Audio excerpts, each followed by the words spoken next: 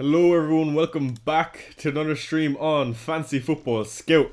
For context, we're recording this for anyone that is listening back to this as the Arsenal and Liverpool game is on. We're coming towards the end of the game. I believe it's in added time just now, and Dominic Szoboszlai has just scored a whirly. So that's the context. Of course, I can't speak. I'm joined by Gianni Batici as usual, and today I'm going to display my Game Week 3 score, my plans for Game Week 4, and my potential free hit and chip strategy. Gianni, how are we keeping? Yeah, man, really well. It's been a terrible FPL weekend, but look, life's good. Can't complain. Happy enough with the start of the season. Two good-ish game weeks, one terrible one. That's just FPL, and I think we've probably got to remember that. So yeah, all good, man. We've got one more game to play. I've got Watkins and Manoz in action, but I know so many listening to this back on Monday morning will be like, yeah, they're both blanked. So yeah, it's good. I mean, I can tell you, shall I give you my three bad decisions this week? Bad decisions, terrible outcomes, the reason for my bad game week. Decision one, what United attacker do I buy? I was pretty torn. I bought Cunha. Decision two, do I captain Cunha or captain João Pedro? Captained Cunha. And these are all 50-50s. Like, I was polling them on my deadline stream. I was proper, like, don't know what. And then decision three, do I bench Manoz or Dewsbury Hall? And I benched Dewsbury Hall. And again, all of these were polled, and actually the majority did back me. Like, they backed 75% start Manoz over Dewsbury Hall. Well, Dewsbury Hall got 12 points. Manoz isn't going to do that, is he? So three decisions, all 50-50 swings, which have defined my game week. But they won't define the season, and it is what it is.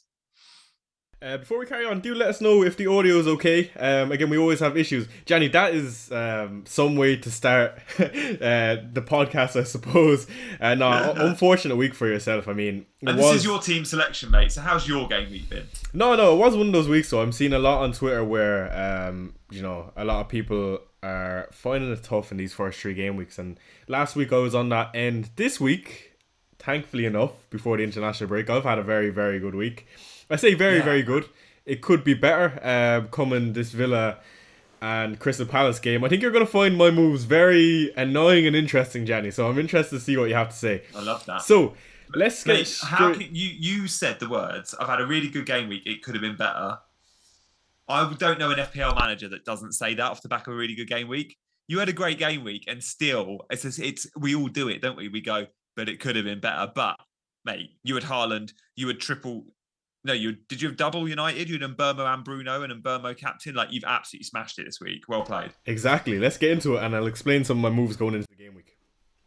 So, in front of you, I have my game week 3 score so far. 2 to play, Morgan, Rogers and Watkins. And for anyone that's listening, I'll name out the team. Little echo from Gianni. Okay, I hope it's fixed now.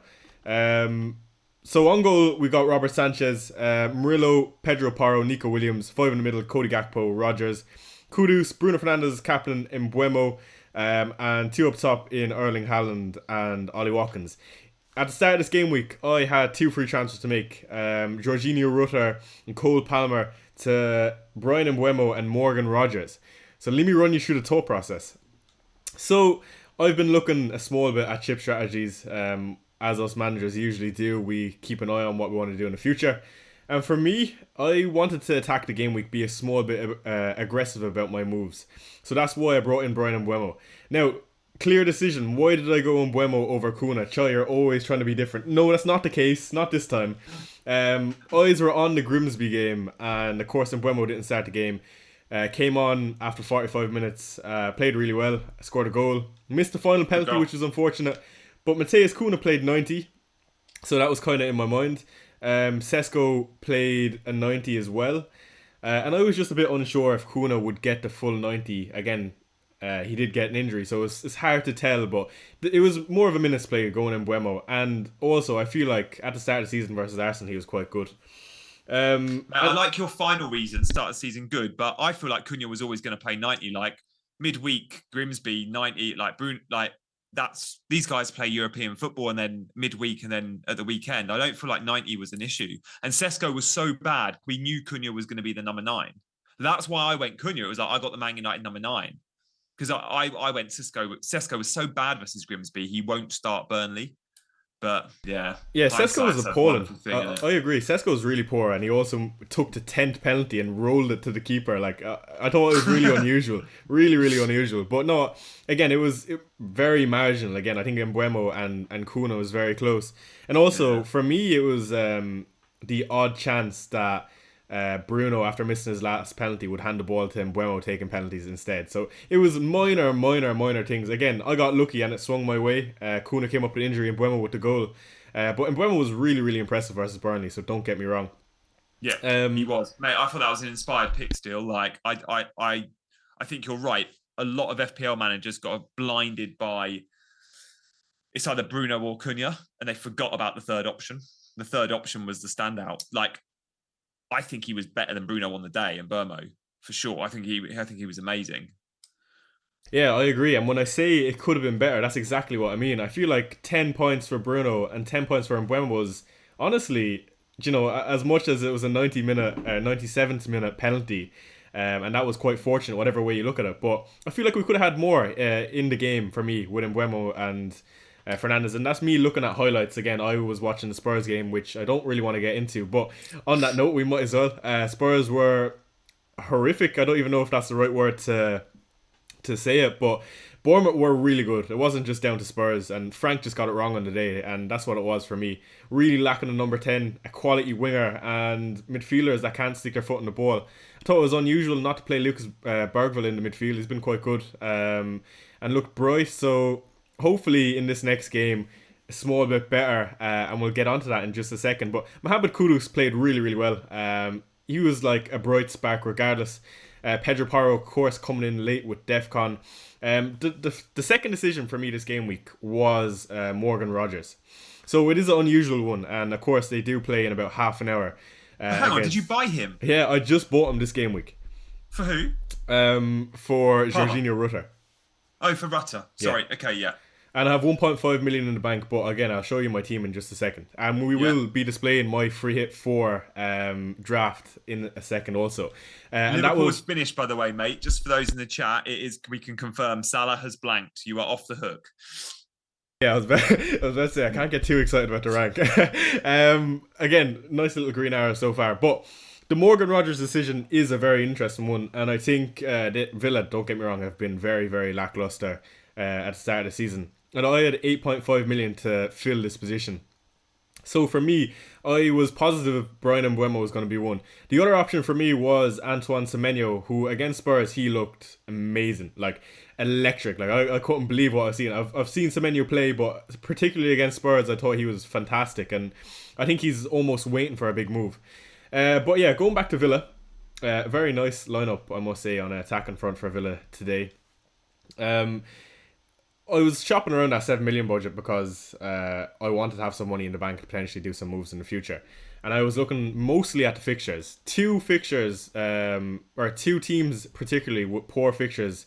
Well, not poor, but in Game Week 4, Rodgers plays against Everton away and Mbuemo plays against City away. So, not ideal.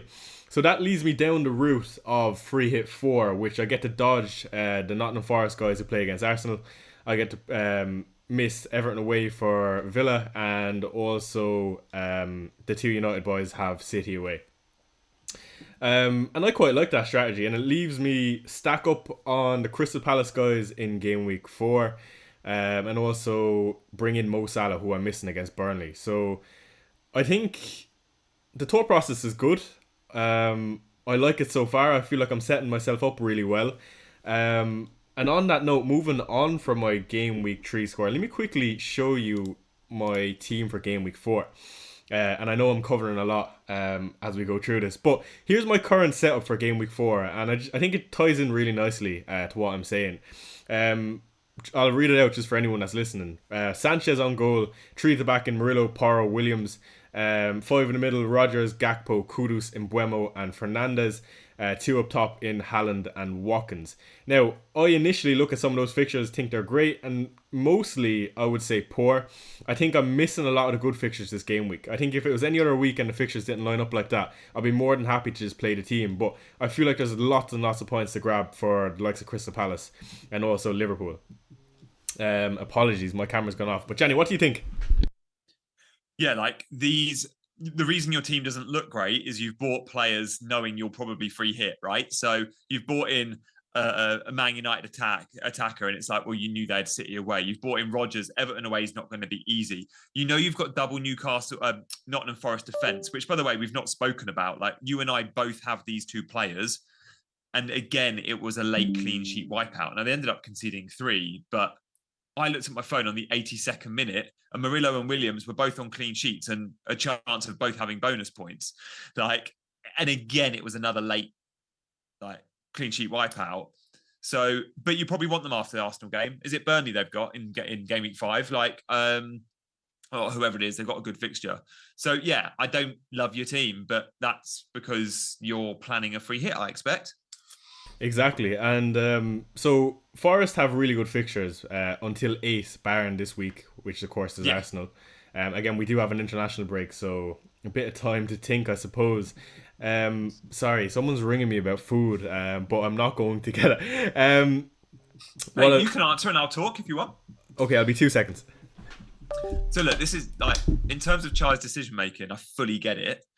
It's a bold strategy because you've gone and bought players with good fixtures in 3, good fixtures in 5 onwards, but you've left out 4. You have to free hit though. I can't see a world in which you don't free hit with this team. Like, it's not to say the team looks terrible, it doesn't, but your decisions have all aligned to free hit game week 4. So I think you got to do it. Like, let us know in the chat what you think. Should he go for it, free hit 4? You then don't have to play your Forest players. You don't have to pay your Man United players. Like, Manchester Derby is always interesting. Don't get me wrong. You could see goals, but free hit is on, mate. Absolutely like it. Yeah. So, what percentage chance are you on a free hit? Are you 80%, 99%? I think I'm about 75. I want to say. Again, I think it's a really easy decision. And what I think back to is game week 2, where I didn't free hit with the Arsenal guys, and there was a lot of points to be made up there. You would have captained him, and Yeah, exactly. Yeah. Your camera's off, I think, mate. But as long as we can hear you, that's all that matters. Yeah, my monitor is freaking out. Give me 2 seconds. Stay with us in the chat, guys. We are still half an hour away from the Aston Villa game if you're listening live. But for all of you guys on catch up, we're going to see Chai's free hit team in a second. So it's worth hanging around for. And if you want to hit that like button, we'd love you to. We'd love you to. So like I was saying, Gianni, free hit 4, right? And that leaves me to potentially wildcard 8, because again, I have double United, which I don't really like for the foreseeable. No. And also, like, I really like the fixtures in the meantime for United until 8, you know, with the likes of Sunderland at home, and for Rodgers and Watkins, it's Burnley at home, Fulham at home, and Sunderland away. So the fixtures are there for him. Yep, they are.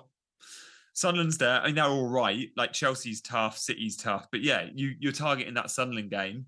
I do think when I look at United, though, I'm happy not owning them. I must admit, because it's just that Sunderland game that really jumps. But let's see. The beauty of Man United this season, mate, no midweek football. That's massive. Like, and yes, it's not no Champions League, but no Conference League or Europa League. No Thursday night trips to Eastern Europe or Turkey or Greece. Like, you're going to be so much fresher at the weekend. And that's why I like Bournemouth. Like, Bournemouth, no European football. That's why I'm put off a little bit by Forest moving forward. Man United will benefit from no European football in a big, big way. So maybe the fixtures don't matter too much, and actually we'll just see better performances now. I don't know. Yeah, it's going to be interesting. Again, another reason, I'm not trying to justify it because it's after working out in my favour, but I want to know what you think about this. For going in Mbeumo was, if I didn't free hit, Mbeumo's great on the transition, and that's how United are going to have to play versus City realistically. Same with Chelsea at home in the next game. In comparison to Kuna, and he's a lethal finisher, so they're just a little bit more for me why I chose Mbeumo, because, you know, it is a bit unusual. Because Kuna, I understand how great Kuna is, and Kuna's much better for bonus points because he's more influential on the game. But I think for this block of fixtures until 8 is why I fancied Mbeumo, and I just got a bit fortunate, to be honest. So yeah, I think the team is set up really well, and that leads us on to free hit, Gianni. Do you suspect... Let's talk about some of the games. First off, Erling Haaland scored another goal, 3+ bonus points. Should he be on more managers' radar, especially if you're on wildcard? I think his XG was 1.48, did I see earlier? So owners, you could argue, a little bit unlucky just to have the one goal. I didn't watch the game, but 1.48 XG, Haaland often gets 2 goals, but that's those sorts of numbers. So I'm guessing he missed a big chance or two. The beauty of Haaland is there's so much, like, if City score, that his share is so good. Like, there isn't really another goal scorer in that team. Like, we thought Marmoush might start to contribute the numbers, and he did when he first came in. But it does look like, again, it's just going to be Haaland, Haaland, Haaland. So I'm looking at him, and I know I want him in my team by game week 6. He will be in my team come game week 6. Do I move to him before that? Possibly. I'm keen to see how Ollie Watkins performs in the next couple of weeks, because we've all got Palmer money now. Whether you went to Bruno or Cunha or someone else, there's a lot of managers out there with some surplus. And I'm going to be selling Cunha. Like, I could go down to an Ismail Assar, and that spare change is a lot. That gets me up for, one other downgrade small elsewhere, and I can go Watkins to Haaland sooner rather than later. And I do think that's something I want. I do want Haaland in. I know I want him in game week 6. He's a potential triple captain in game week 6 at home to Burnley, but he's going to score bundles of goals. And I just keep looking at him going, why is he not in my team? And again, you can have him and Salah when Saka and Palmer aren't in the game. It makes having both of them possible. Do you see a long-term future of having both? Like, where's your team in game week 6, 7, 8? Like, does it have Salah and Haaland? In game week, in game week 6, no, it just has Haaland, and I also plan on triple captaining Haaland in that Burnley fixture. For me, I don't want to hold on to it because I don't know how it's going to look around the Christmas period. Also, while there's no congestion, really, chuck it on one of them for the time being. So I think I'm happy to play it on him in 6, especially a load will be having or using a chip, whether it's free hit or wildcard. I've seen a lot of people discuss free hit 6, so I might be able to get a leg up if I use a triple captain on a player. I'm not looking at free hit or wildcard 6 either. So I'm like you. I'm very open to a triple captain 6 as a bit of a differential, because you're right. The vast majority out there, and many are led by one or two of their favorite content creators, and a lot of the big names are on either free hit 6 or wildcard 6. So that's where you and I will probably be different to the crowd. Yeah, exactly. And I like a wildcard 8, man. I really do. The team in 8 is definitely struggling. But the team is set up in a way where I don't need to make too many moves. One now that I'd like to discuss, Gianni, while it's early, and I wonder, is he going to be on a lot of thumbnails? Omar Marmoush, again, City were poor, but Phil Foden injured, and also Shirky injured.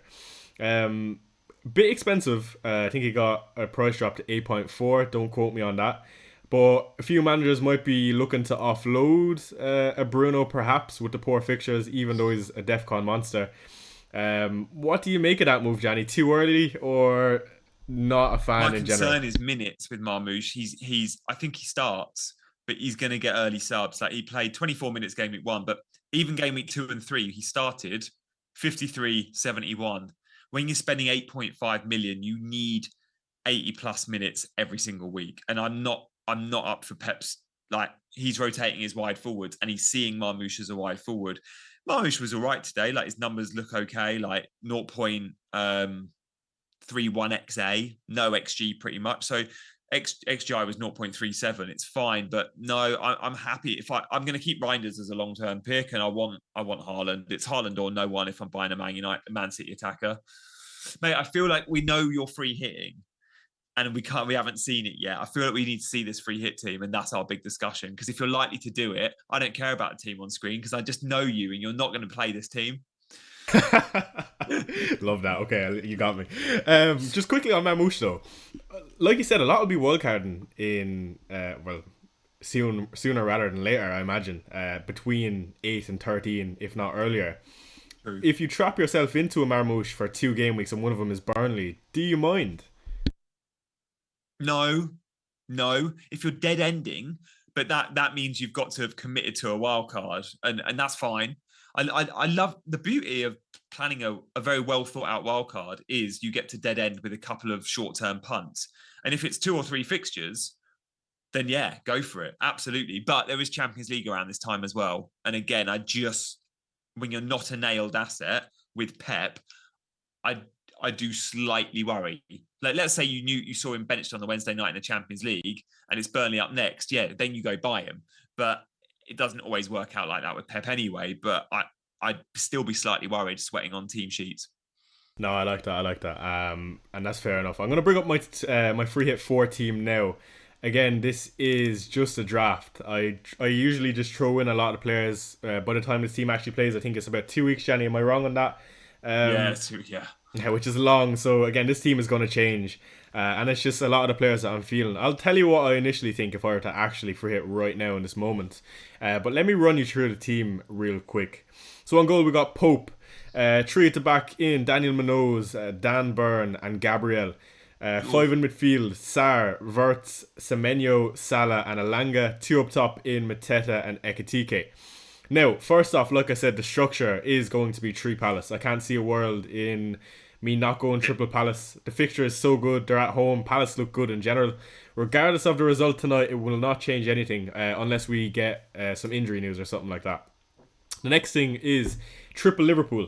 Now, I've played with the idea of going double defence on the Liverpool assets for a game like Burnley, which probably sounds a bit unusual. But I feel like on a free hit, you can do some things that don't make sense. As you see, usually in specific game weeks, the highest scoring teams are ones with Jury and Timber. So maybe a Kirkes or a Van Dijk double up would potentially be doing something different with a lot of set pieces, you imagine, and corners for that game for Liverpool. So again, this is how I'm trying to differentiate myself on a free hit, even if I do it. Again, I don't want to pick the same players that people don't have on free hit. I try to get a leg up on them.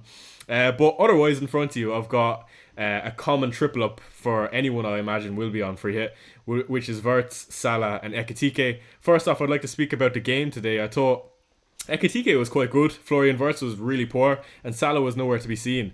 What do you make of the Liverpool boys, Gianni, going into this game versus Burnley? Are they a must, and is it automatic captain on Salah? Yeah, to the final question on Salah, I think it is. Don't think we need to overthink that. All I'd say about the newly promoted team so far, they've had 5 fixtures at home, right? Burnley have had 1 home. The other 2 have had 2 homes. And in those 5 fixtures, we've seen 4 wins and a draw. The newly promoted teams at home are going to be a different beast this year. I think they're a better quality newly promoted team than what we've seen in years gone by. Like we've seen, no one expected Leeds to beat Everton. No one expected Sunderland to beat Brentford. Even Sunderland, West Ham on the opening day, like newly promoted teams, been good at home, and Burnley have won their only home game. Don't get me wrong, I expect Liverpool to win this game fairly comfortably, but is it a 4-5 niller? Probably not. Maybe it is when that fixture's at Anfield, but that fixture at Turf Moor is perhaps a bit different. You're right, Viet wasn't great today in the amount you watched, but I know you were setting up the stream and you probably didn't watch the last 20. I did, and actually Viet went off with cramp in the end, but actually had a really good final 20. Like looked quite good, looked a lot better than Mo Salah. Worked the keeper a couple of times. I thought Wirtz actually had a fine game, and it's so knee-jerk if anyone out there is selling Wirtz ahead of Burnley. That's mad. Do not do it. So yeah, I like your picks. I also think Ekitike is great because this might be the last game we can bank on him starting. I don't know if we can bank on him starting game week 5 when Isak's around. I don't know. Would I go Gakpo instead of Wirtz? Maybe. But triple Liverpool attack, definitely, mate. For the same reason everyone went triple United attack. If you were on free hit in game week 3, you could have gone Dorgu. That would have been a nightmare. But you could have gone double United defense against Burnley. Like it would have been a terrible decision. So yeah, I think you did the right thing. I like, mate, your free hit team. By the way, this looks some free hits you look at and go, is it going to outperform my team by much, or even is it even going to outscore my actual team? This feels like a guarantee that it outscores your actual team by like 20 points plus. Feels like a nailed guaranteed option. And that's also because I agree with how I decide on whether or not I'm going to free hit. I compare the team I can make and how many points I can make versus the team I have. And it is easily a difference of potentially, again, it's not how it works out, but 20 or 30 points. Like, if I tot it up in that sense.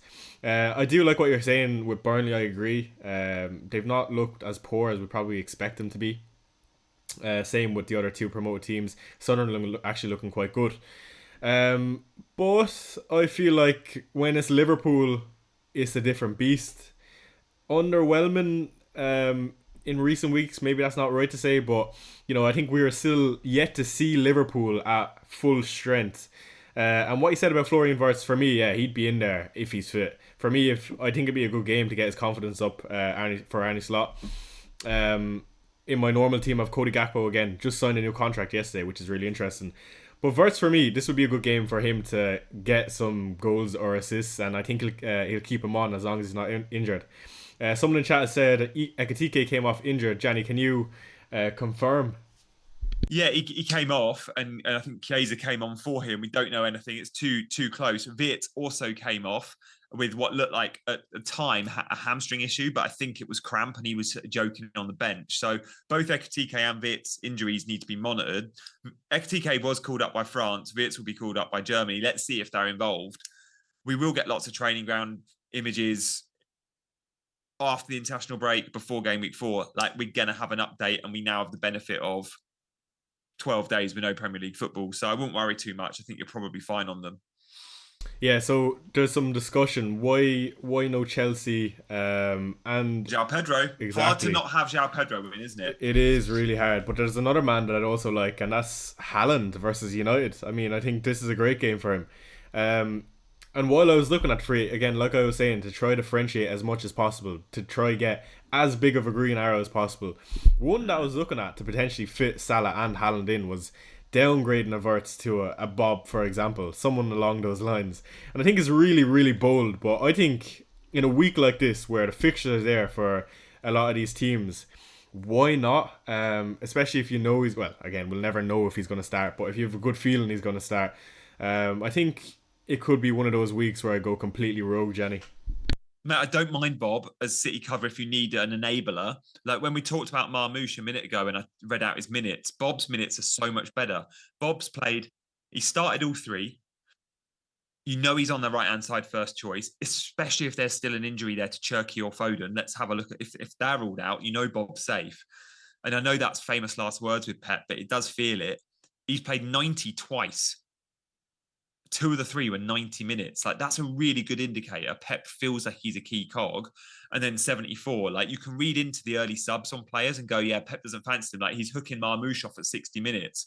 Well, Bob's getting 90, and that's a good indicator for me that he's kind of slightly above him in the pecking order at the moment when you're looking at the wide forward spots, although admittedly, there's more competition on the left-hand side because of injuries to Cherky and Foden, and obviously Bob is putting his hand up and getting picked. Yeah, I agree. Okay, so let's look at the actual team, Gianni. I think you'll be a good one for this because I know this is how you like to think as well. Looking at that team, how many would you say would be locked for you if you were free hitting tomorrow? For me, I would say easily 7. And then I'll leave you say who before I carry on. I like double Newcastle defence. I'd definitely be locked on a Newcastle defender, if not 2. I can't see Wolves scoring. Let's see if Strand Larson goes. I expect he will. Triple Palace would be locked, and now the obvious 3. Like, you have to go Triple Palace at home. I'd definitely have Triple Liverpool. I'm not sure if they'd be the 3. It'd be Salah, Ekatike, and then either Gakpo or Wirtz. I'm not sure. I don't know if I'd be on Elanga. But I like the Elanga pick, and I don't know if I'd be on Semenyo, and I love having Semenyo in my actual team. I rate Brighton, and I think Brighton-Bournemouth could be a difficult game to call. But other than Elanga and Semenyo, like, it'd be really difficult to argue too much with that. I don't know. Would I try and get a João Pedro in somehow and play a maybe front 3 is an option? Like, I do fancy João Pedro versus Brentford. But look, we all thought Aston Villa were going to go to Brentford and win. And Brentford won 3-0. Like, maybe Brentford are going to be all right this year and good at home. So, yeah, it's a tough one. If Palmer's out and João Pedro's playing that 10 role, I actually think that's better for him. But look, if he's not out, you get the number 9. So it's not a bad thing. So, yeah, a lot of them, mate. I'd have a lot of them in my free hit team, not going to lie. Yeah, I agree. It is close. Some might suggest double Arsenal fence. That's what Meza Ozil says in chat. I wonder why. Maybe potentially a Gyökeres. Gianni, do you like that pick? No, I rate that. I know Forest conceded 3, but don't forget they were on a clean sheet at 82 minutes. Like, they came very close to a clean sheet, and don't think I'll be going Gyökeres, not going to lie. On any given day, Forest can go and put in a defensive masterclass. I I think you agree. got it right with no Arsenal attack. I prefer the others. Yeah, and that was my thought process exactly. It's just with the penalties, Gianni. Yeah, I Do you know, I know. feel And like he penalties. will be on them, obviously. And yeah, Like, for example, if Saka was fit and there was no you'd have Saka, Gyökeres wouldn't you? and he had penalties, you'd have him in your draft. He would be there instead of Semenyo. And that, I don't even think it would be a doubt. So I'm just trying to change my thought process. I think for me, the way I look at it is that it is Gyökeres. And it's because I'm still skeptical of him as a player. But Arsenal are going to score goals and he has penalties. So I'm trying to change my frame of mind. Again, you might disagree with that, but I feel like Arsenal are still to win games by a few goals. So this Forest game will be a good test for him. Yeah, I think you're right. Yeah, it's going to be. Do you know what? The Game Week 4 fixtures actually look really fun. And I haven't seen many. And in fact, I don't think I've seen any talking about free hit. Now I know I'll probably free hit in a week. No one else is as well. But I'm not surprised you've gone and done this. Like, why not? Um, I love everyone in the chat worrying about like Ekatike coming off injuries. Guys, we've got 2 weeks. Like, if they're injured, just don't pick them. This is a free hit team. Like, it can change, and we've got plenty of time for players to get over minor tweaks if that's what it is. Just quickly on the armband, Gianni. Salah, Yeah. guaranteed. Boom, boom, boom, Mateta in my room. Do you like it? It's got to be Mateta or Salah. They're the two playing the newly promoted. Look, Mateta's got the home advantage, but Sunderland have actually looked pretty good. I think you've got to go Salah. I mean, if you don't go Salah captain, this is where the free hit can back, because you know you're backing massively against the template, right? If you don't go Salah, because the world and their dog who aren't on free hit are going to captain Salah. You could have an unbelievable free hit, but Mateta blanks, and everyone else can have a very average week, but Salah bangs, and before you know it, you've not actually gained on the field, and your free hits just hit an average score, all because your captain let you down that you actually owned anyway. I would go, my other 10 men are massively better than the field. Let's just play that this week and not muck around with captaincy. Yeah, no, I completely understand what you're saying. And do you think you will go Salah? After that, I've pretty much sold that to you, mate. Come on. No. So do you know what it is? For me, it's I do think Salah is gonna go rogue in this fixture. I think he's had a poor start to the season. Let's be real. For his standards now, I don't think he's actually played too bad. And also for me, it's like what you're saying on that is true. You know, I could go with Mateta and then blank, and Salah could bang, and again, free it goes down the drain. But on the other end of that stick is if I go without Salah captain, then I'm like, would I not just go without Salah at that point and then bring in Haaland and do something even bolder? Like, so, no, I don't think I'll be going against Salah this week. I'm almost free hitting because of Liverpool and their fixture. It'd be silly, but never say never. And it looks like we got a super chat, Gianni, if you want to read it out. Oh, have we? Nice. Thank you very much, Emre. If Wirtz is injured, which Arsenal midfielder would you recommend to replace him?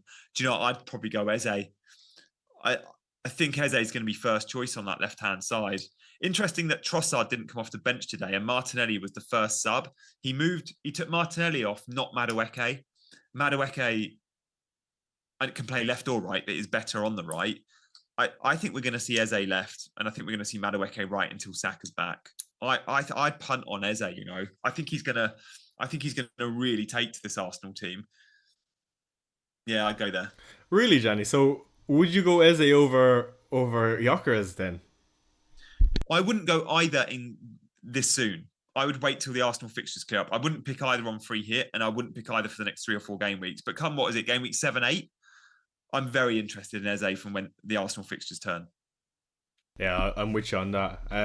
Okay, so today is also the day before the transfer deadline. I think we've had a phenomenal window for the Premier League, in my eyes. I think we've had one of the best summers in terms of big signings, and it looks like the likes of Martinez is going to United. They really desperately need a keeper, and he's not in the lineup today. For Villa, Spurs need to sign a forward. I don't think it's going to happen. Not much time left. But Gianni, out of all the new signings who've come to the league, which one do you think is going to have the best season? Goals and assist wise, or FPL points, if that's how you want to measure? I do think Gyökeres is going to be really good. Again, I'm just not interested in him until the Arsenal fixtures turn. I was really surprised the analytics crowd all bought him this week. Like, I don't expect Gyökeres to score lots of goals against really strong opposition. But as soon as the fixtures turn, I think he'll be a bit of a flat track bully. He has penalties. He's at a very good price point of 9 million. A lot planned on going Watkins to Gyökeres when those fixtures turn. And it coincides really nice for those that are already on Watkins. I do think Gyökeres is definitely the one. But in terms of not new signing to the Premier League, but actual summer signing, João Pedro has been sensational. He has completely bossed it from the minute he wore a Chelsea shirt in the semi-final of the Club World Cup. Or maybe it was a quarter-final. He came on with 10 minutes to go, and he started the semi and scored a brace. Played the final, looked amazing. Pre-season, they had 2 friendlies. He scored in both of them, I think it was. And then he's, again, Premier League. Like, João Pedro has played number 9, number 10, and he already looks so at home in this Chelsea team. I think the Chelsea team looks fun. I think he's the main man.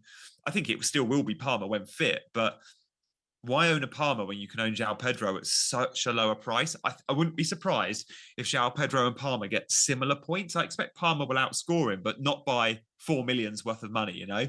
And obviously Palmer has the pen. So yeah, João Pedro has been amazing. Who's yours? Uh, I think it's tough because I don't want to say Gyökeres because that Yeah. likely means that Arsenal win the league. I think that's all they're missing, and Eze to show up and Gyökeres to bang 20 goals in, then they win the league. Yeah. But I think it's hard not to say him, even with the result today. I think Arsenal were amazing versus Liverpool. All my bias aside, I think that first half coming to Anfield first off, and looking so strong with the ball and giving Liverpool nothing. I thought they were great. And Arteta's a specialist at that in the big games. Like, he would have walked away today 0-0 if it wasn't for a worldy free kick. And he'd go, that's a great result. And he's happy with a 0-0 because it's away from home. At home, you need to beat Liverpool if you're going to win the league. That's how I'll see it. But away from home, like, Arteta's a specialist in going to big rivals and just not giving them a sniff. And it begs the question, why do we not all have Arsenal defenders in our teams? Like, they've kept 2 clean sheets and then nearly kept a clean sheet against Liverpool today. They were very nearly on 3 from 3. yeah, it's scary. Now Saliba got subbed off. Does it weaken the defense? Probably not. It's the exact same. And also playing with 4 centre backs and 3 in the middle. I mean, it's tough to break down, man. Yeah, like Timber and Calafiori are by trade centre backs, aren't they? Yeah, we forget that. Exactly, and that's why they're such a threat on corners because they have 4 centre halves. These fellas are made to be in the air. So I think I've made a mistake not going with one Arsenal defender at the start of the season. Even with the tough fixtures, they were projected to do really well. And I did think again they almost got that clean sheet today. But we always knew it was going to be a close game with Liverpool. That close, I'm unsure. Again, it really went down to the wire. But yeah, going forward, I think might be similar to last season, doubling up as the fixtures get better. Yeah, no, I'm with you there. It's going to be an interesting one. Mate, I'm also really interested to see what happens on Monday. Like, there's going to be a couple of big moves, I think. Like, the transfers window is going to be lit tomorrow, I'm sure of it. I think it's going to be really interesting. Yeah, for sure. Any business for Chelsea, Gianni, before we finish up? Who knows, mate? We'll probably go and buy another Brighton South American that can't get in the Brighton team but can get in our squad. Or, we'll source them out to Strasbourg. We've already had Enciso and Buonanotte this window. Xavi Simons' price prediction will be interesting, Henry. Henry says, how much do we think? Kudus was 6.5. Brennan's 7. I think he'll come in at 7. He can't be 7.5. He can't be a million more than Kudus, but he's obviously going to be good and he'll take some of the set pieces. And he should start number 10. Like, Xavi Simons is a baller. Yeah, I'm on you with that. I think it's 7. I'd be surprised if he's any higher or any less. I feel like with the 2, like you said, with Kudus and Johnson, really picks himself. I think at 6.5 he comes in at a really nice. I would hope he comes in at 6.5, to be honest. If he comes in at 6.5, a lot will buy him. Yeah, I agree, and he'll get all the minutes. Like, he can play on the left if need be. You've given him some sort of assurance. That's half the reason why I think Spurs might be more attractive than Chelsea, because you get to play Champions League, you get to play for a good manager and a good team, but go to Chelsea and you're just a squad man. Like, with no disrespect, he's probably in that Spurs 11 I don't think he's in the Chelsea 11 yet, anyway. You've got 50 players. I'd like to hope so.